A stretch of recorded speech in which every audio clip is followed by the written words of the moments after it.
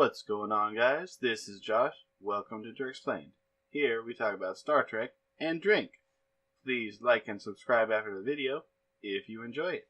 Now, without further ado, let me explain something to you.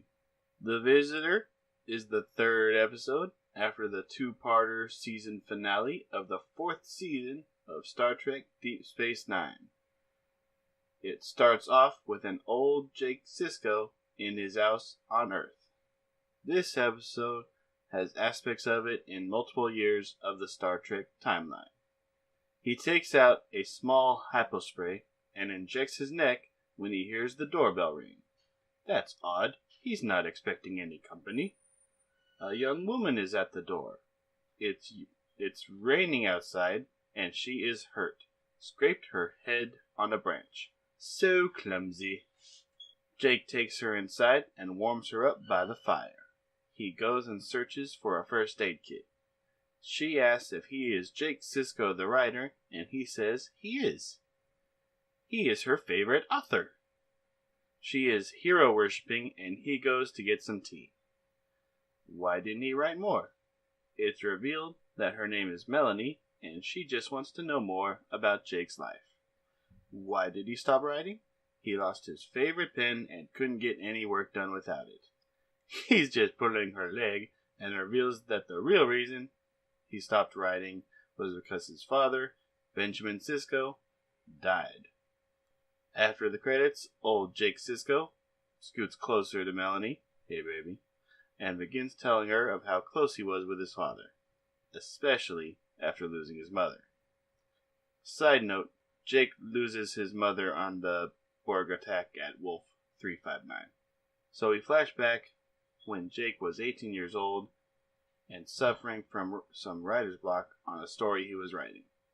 This is his past, but still our future. His dad, Benjamin, decides to take him through the wormhole to witness a subspace inversion of the wormhole, something that occurs only once every 50 years. Although, considering they've only been monitoring the wormhole for 4 years, how would they know that?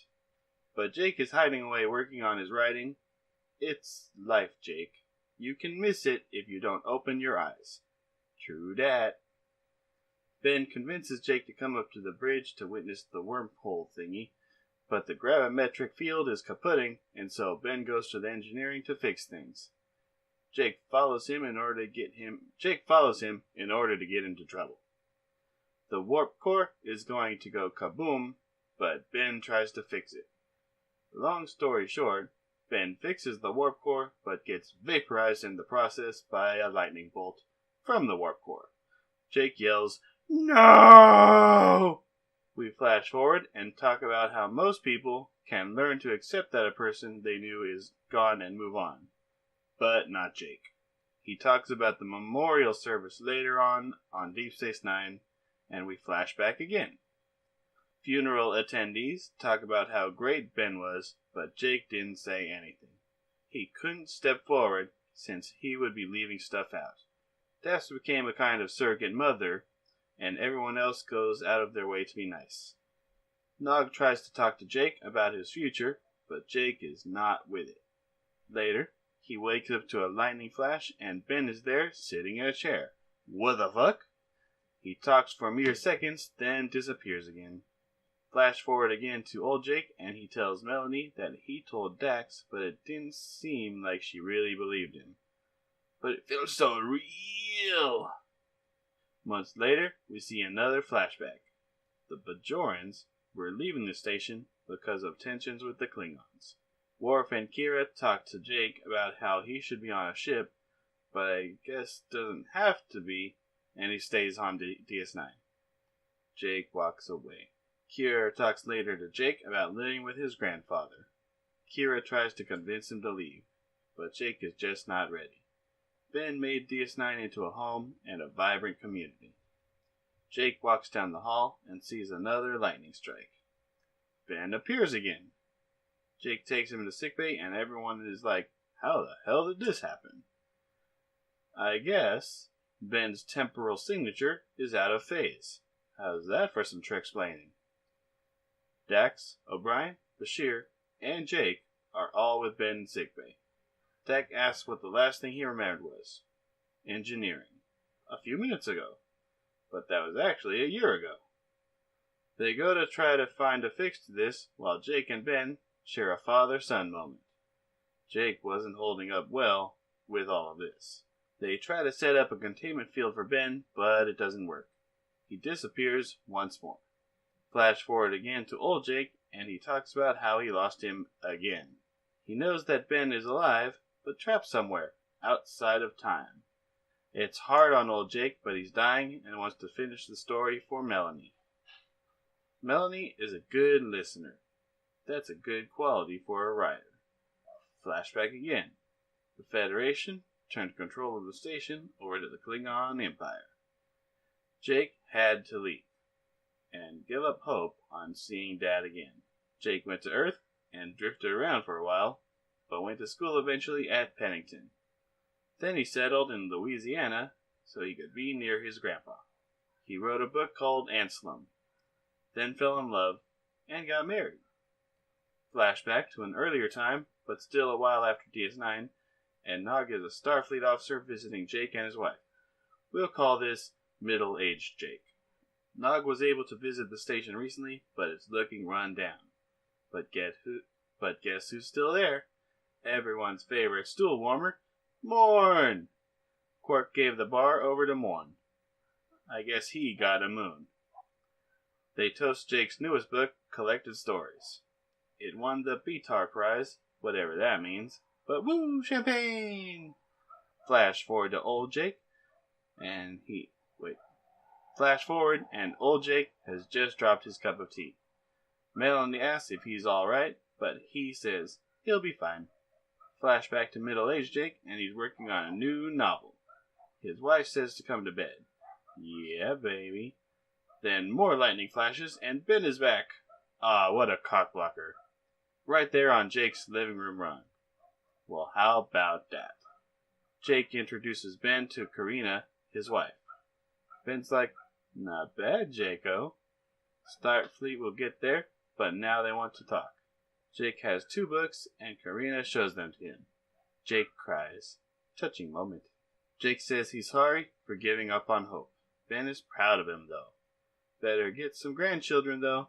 Then Ben disappears again. Flash forward to old Jake and Melanie. She doesn't know what to say.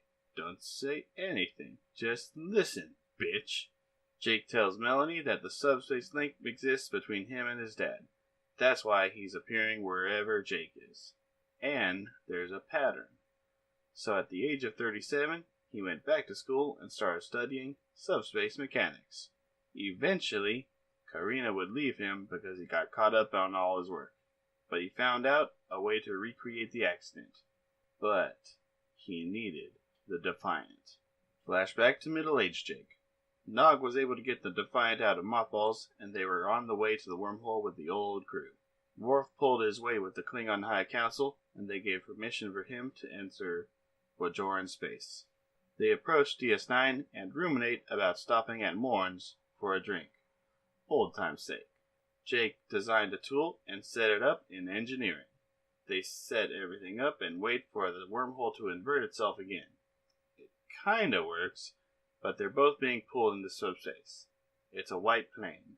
Jake tries to call Dax, but no answer. Ben tells him to calm down. Just talk to him. There's no grandchildren. Karina left him. Ben is depressed. Jake put aside his writing to go back to school and get his dad back. Jake is getting pulled back to normal space. Ben tries to make him promise him that he'll make a better life for himself. But it's not happening. Jake gets pulled back, and that's that. Flash forward to old Jake, and he tells Melanie to go over to his desk and get something. A collection of stories he had tried to write. He wants her to have a copy, but she wants the originals. Sure, why not? He says there isn't enough time for him to finish his stories, though. He determined that Ben is being held in time because of Jake. Jake is the tether. But if he could cut the cord, Ben could be free and return to the moment of the accident. He'll be showing up shortly, and Jake is going to kill himself. That's the only way to free his dad. Old Jake tells Melanie to poke her head Old Jake tells Melanie to poke her head up every once in a while, or life will pass her by. She agrees. Melanie kisses him on the cheek and thanks him when they leave. Jake grabs a book and his dad's baseball and prepares himself for what's coming. Ben wakes Jake up a short while later. Jake tells Ben to read the dedication, "To my father, who's coming home." Jake tells him the whole situation and what the solution is. Ben's not happy about it, but Jake is about to die. All to save Ben. Just remember to dodge that energy discharge, Ben. Ben says he didn't have to do this, but he did. For Ben, and for the boy that Jake once was. They're going to get a second chance. Jake dies, and we flash back to the past. Ben dodges the energy discharge and pushes young Jake aside. Everything is fine now. They hug it out, and that episode ends. That's all for today's episode. Thanks for watching Treksplained. If you liked today's video, please drop a like and subscribe so you get updates on new videos. See you next time on Treksplained.